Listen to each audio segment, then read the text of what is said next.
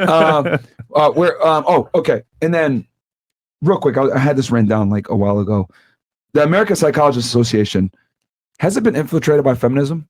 Is it mostly run by females now? I've heard from many people that it's been extremely feminized. It's not as empirical as it used to be. I mean, what's your take on it?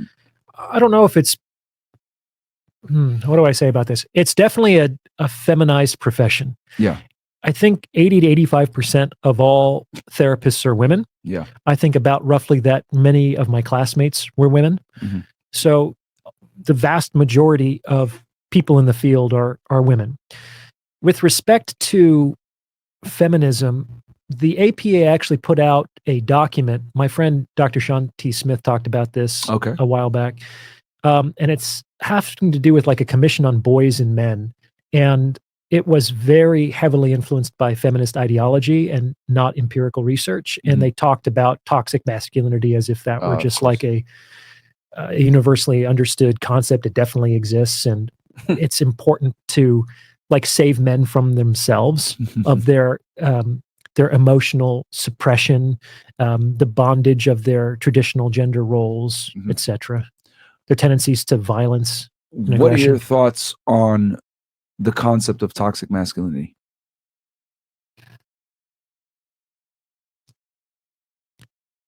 Well, I don't. The idea that masculinity is inherently toxic is obviously ludicrous. That doesn't make any sense. Yeah. Is there a possibility that something like toxic masculinity exists? Yeah. But I would also say there's a possibility that something like toxic femininity exists as well. Yeah. We don't really talk about that. Yeah.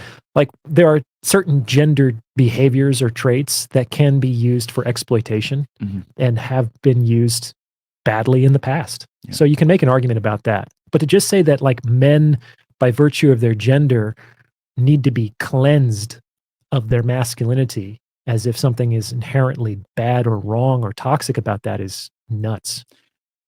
Do you think that men need to have the capability of violence?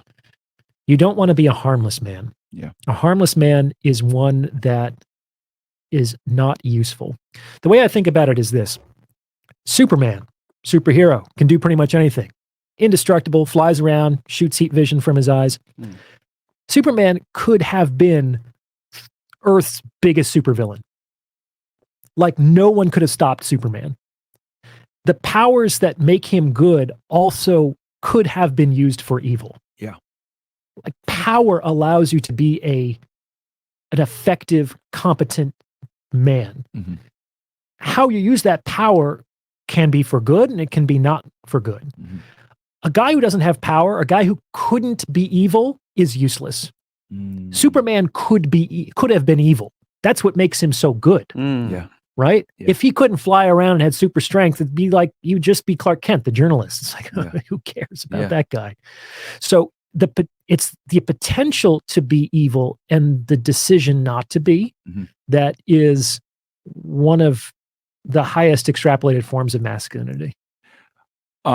Justin Waller, a good friend of ours, he has this quote, and I think it's a very good one. It sums this up. He says, "You need to be able to slit a man's throat and hold your baby within the same hour or in the same day." That's heavy, man. And yeah, you gotta be able to have that capability to turn it on and then turn it off immediately. Hopefully you don't forget which one is which. Yeah, that would suck. That's why I need an hour in between. Some guys can do it in 30 seconds, but yeah, you need to be basically. But he said that that's what you need to be able to do. You need to be able to slit a man's throat in 1 hour and then be able to hold your baby that same day. And I think that's very important because going back to what you said, men need to be useful, and a part of male usefulness is the capability of violence and choosing to not exert that violence. I'm for peace, but I do understand that violence is necessary from time to time. Yeah. Especially in its defensive aspects. To protect, If you look at the police, the military, like the reason why we live in a civilized society, freedom isn't free. No. It comes at a cost. And that cost a lot of the times is intrusion in your civil liberties to a degree. I think the United States does the best job of it, where we have a semblance of freedom while simultaneously having a semblance of national security. But you cannot have the utmost national security while simultaneously having the utmost freedom, because the two counteract each other. So I think we have a very good balance of it compared to the rest of the world, right? People complain about the United States, whatever. I still think we're the best house in a shitty neighborhood. So, right? So my thing is, with freedom, damn, I lost my train of thought. I was talking about freedom, violence. Yeah, with comes at a cost. It comes at a cost. What was I going to go with this? God damn it! It'll come back to me. My bad. America. I think it should be a. It's been 3 hours. It should be a something of last resort. But it's sometimes there are problems that you can't talk yourself out of. I remember. Sorry. You need there needs the monopoly of power, right? So security can only exist when there's someone to enforce that security, right? So the monopoly of power. The reason why we live in a civilized world that I was talking about, civilized first world country, etc., is because we have a government, we have the police, we have the military, etc., that enforce laws, right, on you. If you go out and break the law, the police will come after you and they will subdue you physically if they need to, and then they will constrain you in a jail cell, and no one wants to do that. So there's physical ramifications that will lead to pain in the future if you do not follow the law. So that monopoly of power is extremely important to keep semblance, right? The monopoly of power or mutually assured destruction, right? With the nuclear bombs, right now we're the closest to being in a nuclear war than ever before because of our conflict with Russia. But people having nukes, interestingly, keeps peace. That's right. The number of lives lost to war since the atomic bombs were dropped on Japan is significantly lower than the number of lives lost to war in the 100 years before that. Good point. I mean, I saw the movie Oppenheimer, right? Okay. And that's all I'll say.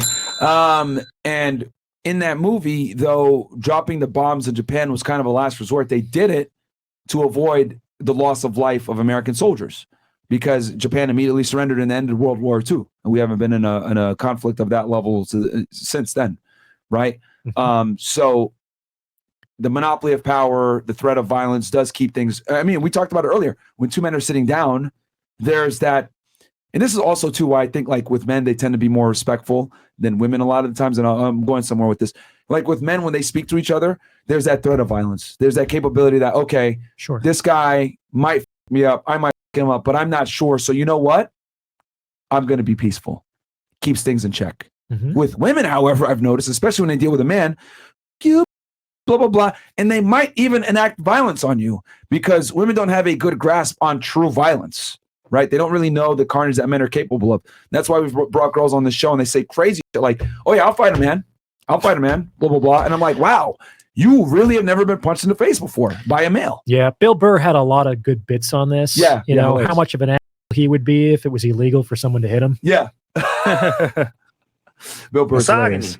But yeah, I think guys need to understand that and need to be capable of violence. Let's see here. And that was from the Americans. So yeah, so so you would say it's become feminized, the American psychology. Certainly with that document and the way that they're treating masculinity in general these days. Yeah. The profession is obviously totally feminized.